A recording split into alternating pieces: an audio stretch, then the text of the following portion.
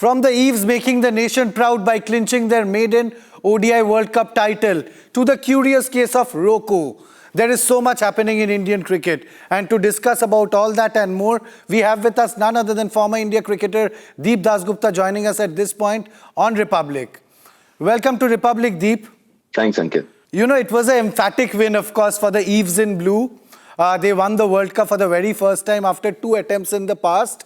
Do you think this win is going to bring about a tectonic change in the mindsets of the people who used to look down upon women's cricket and not consider it at par with men's cricket? Do you think that mindset is going to change, Deep? Yeah.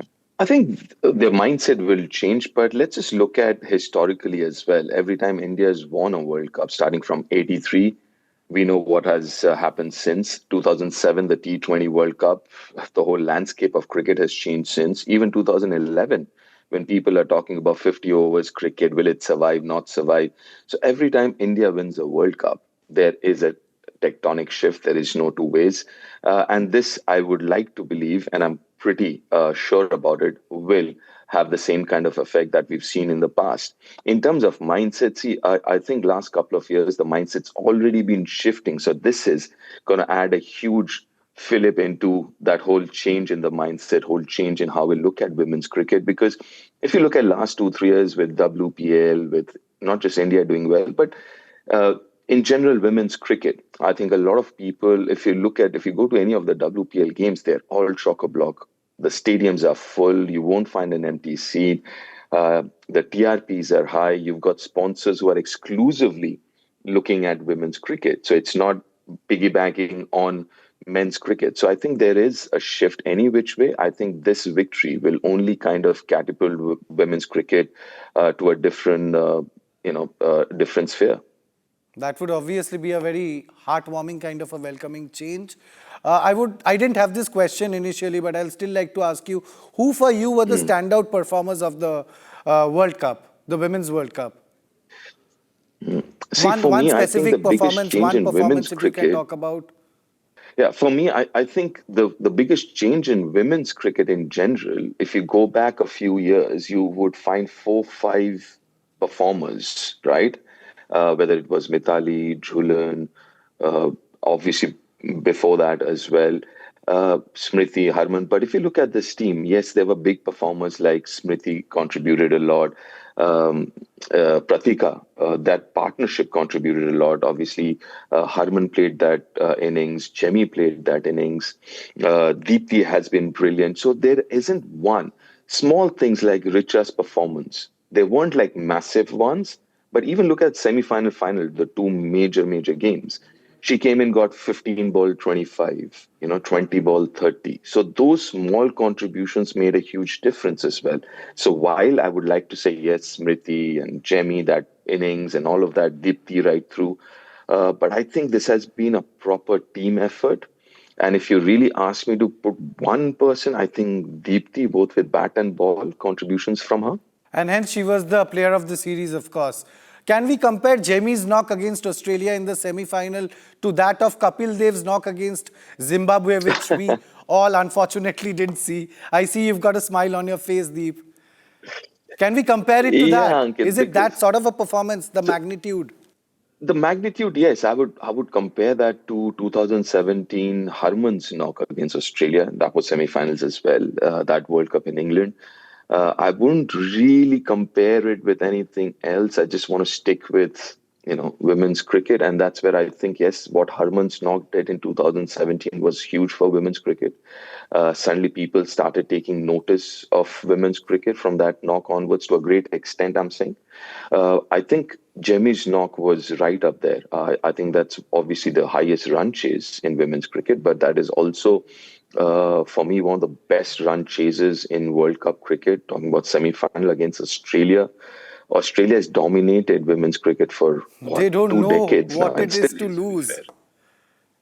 Yeah, exactly. So I mean, to kind of against a semi-final match against Australia to chase down 338 is unheard of. And to play an innings like that in chasing down that total, Chemi's innings is one of the best World Cup innings you'll see. Exactly. On that note, let's shift our focus to men's cricket. The T20 is in the spotlight, and obviously, because in a few weeks' time, we have the T20 World Cup coming up. India would obviously start defending champions there. Let's talk about the structure a little, Deep. Shubman Gill was not even in the scheme of things. Suddenly, he's made the vice captain of the side. He's made to open with Abhishek Sharma. Sanju Samson, who was doing phenomenally well in T20s at the top, does not know where he bats. And he's clueless. Yeah. And he's been made to bat in the middle order, where I feel Jitesh Sharma is a better fit. He's got all these lap shots and all of that, which suits T20. Do you think it's been unfair with Sanju Samson? And of course, do you think Gautam Gambhir is to be blamed for all of this? I think if you really have to blame anyone, would be the abundance of talent that we have, especially in this format. If you really have to blame anyone, because I've mentioned this before, you make another team, another T20 team, it would be as good as the first team, right? So if you have to really blame anyone, because there is so much of talent, and it is good in a way that we are having this debate that just tells you the depth of Indian talent. So debate like these are very good. We will agree with some, we will disagree, and that is absolutely fine. How I see it, like yourself, I think if it's middle order, Jitesh is better prepared to bat at 5, 6, 7, which is his normal position. If Sanju is batting there, he's batting out of position. So I completely agree with you on those premises. And also when I look at Shubman being put into that place as a vice captain, and see, we are looking at it I think the selectors are looking and the team management looking at it from a longer perspective. So we might not get those results in the short term, but I think we need to wait and watch how this pans out. So I think we are really quick to pounce on judgments and form our opinions. I would say the jury is still out, but I'm going to hold on to my opinion for a little longer, my judgment, and see how this pans out, because I think this is more forward-looking than right in the moment kind of a I just want to know how forward-looking. We have got a forward-looking World Cup coming up, something to look forward to. And there we are playing the World Cup in India. So of course Gill is going to perform well in these surfaces. And we are going to forget about Samson. And probably, sadly, it's going to be the end of the story for Samson. Do you feel injustice has been done to Samson? That's my question. So the idea is there is a lot of injustice. I mean, why is Yashasvi not there? I mean, what did he do? I can name you 5 people who can open right now. Exactly. There is Prab Simran there. Exactly, Ankit. There is Priyansh Arya there. Exactly. What about Ishan Kishan? There is a consistent Rituraj Gaikwad there. So that is exactly my point, Ankit. That is, if you really have to blame anyone, it would be the riches that India has right now in terms of talent, in terms of performances. So you've got to blame be really, somebody, really as in like somebody is favoring somebody over here, is what we are all understanding from a distance. No, Ankit, I would beg to differ on this, because listen, everyone's job is on the line here. You can't really favor somebody you don't think is good enough. I mean, end of the day, if India doesn't do well, one of the first heads on the line would be the coaches and the captain. So I don't think there is any favoritism, and I would beg to differ on that, because end of the day, it's everyone's jobs that are online. So you're not going to back a horse that you don't think will win the race.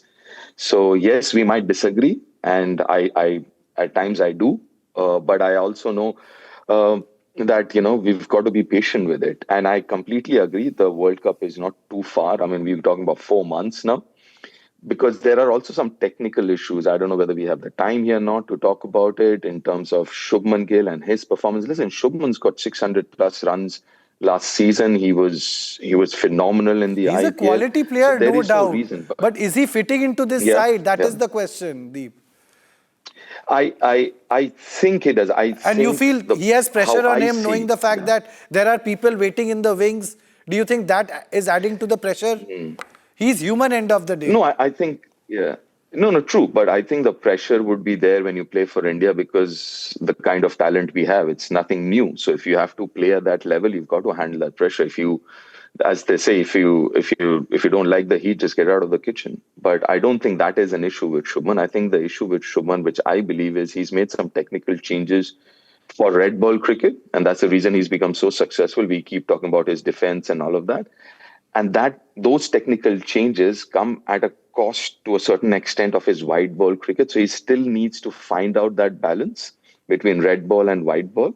So that's the reason I'm saying, at least personally, I'm going to be a little more patient and would expect him to find that balance sooner.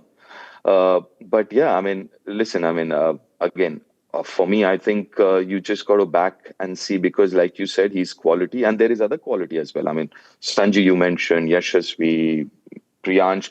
Having said that, Priyansh is playing the India A game, so that is a good break for him. So there are quite a few of those names we can always debate. And like I said, if we start debating about names, especially in T20 format, I guess it's going to be a very, very long day. True. That brings me to my final question, Deep. Let's talk about the curious case of Rohit Sharma, Virat Kohli. What are the realistic chances that they are playing the 2027 World Cup? And what if, God forbid, they are not in good form? Do you still pick them on reputation? Or do you have the gall to drop them? Yeah.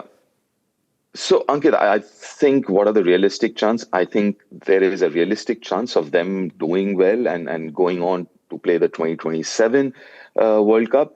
A couple of things that we got to keep in mind is, obviously, there is a reason why they have that kind of a reputation, that it hasn't been handed out to them. They've earned it.